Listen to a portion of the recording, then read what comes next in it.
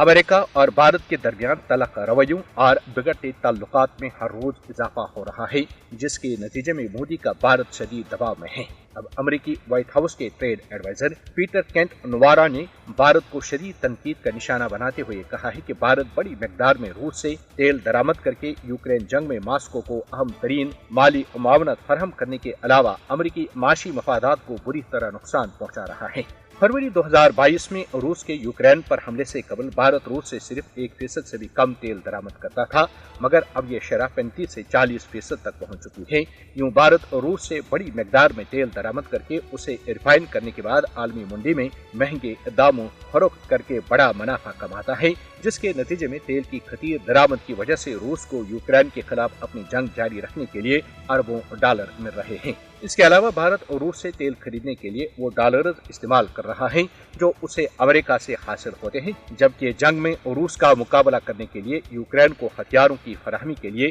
امریکی ٹیکس دہندگان کو مزید فوجی امداد دینی پڑتی ہے۔ امریکی ٹریڈ ایڈوائزر نے بھارت کی تجارتی پالیسیوں پر بھی کڑی تنقید کرتے ہوئے کہا کہ 25% محصولات اور اضافی محصولات امریکی تجارتی خسارے میں اضافے اور امریکی مزدوروں و کاروباری اداروں کو نقصان پہنچانے کا باعث بنتے ہیں۔ انہوں نے واضح کیا کہ بھارت کو روسی تیل کی ضرورت ہی نہیں ہے، وہ صرف مالی فائدے کے لیے روس سے بڑی مقدار میں تیل درآمد کر رہا ہے۔ امریکی وائٹ ہاؤس کے ٹریڈ ایڈوائزر نے مزید کہا کہ بھارت کی توانائی اور تجارتی پالیسیاں عالمی پابندیوں کو کمزور، یوکرین میں جنگ کو طول دینے کے علاوہ امریکی مفادات کو شدید نقصان پہنچا رہی ہیں۔ واضح ہے کہ امریکی صدر ٹرمپ نے روسی تیل کی درآمد جاری رکھنے پر بھارت پر اضافی 25% ٹیرف عائد کیا ہے، جس کے بعد بھارت پر مجموعی امریکی ٹیرف 50% ہو چکا ہے، جبکہ امریکہ نے رواں ماہ بھارت کے ساتھ تجارتی معاہدے کے سلسلے میں ہونے والے مذاکرات بھی معطل کیے، جس سے بھارت کے خلاف امریکہ بالخصوص ڈونلڈ ٹرمپ کی شدید ناراضگی اور برہمی کا بخوبی اندازہ لگایا جا سکتا ہے۔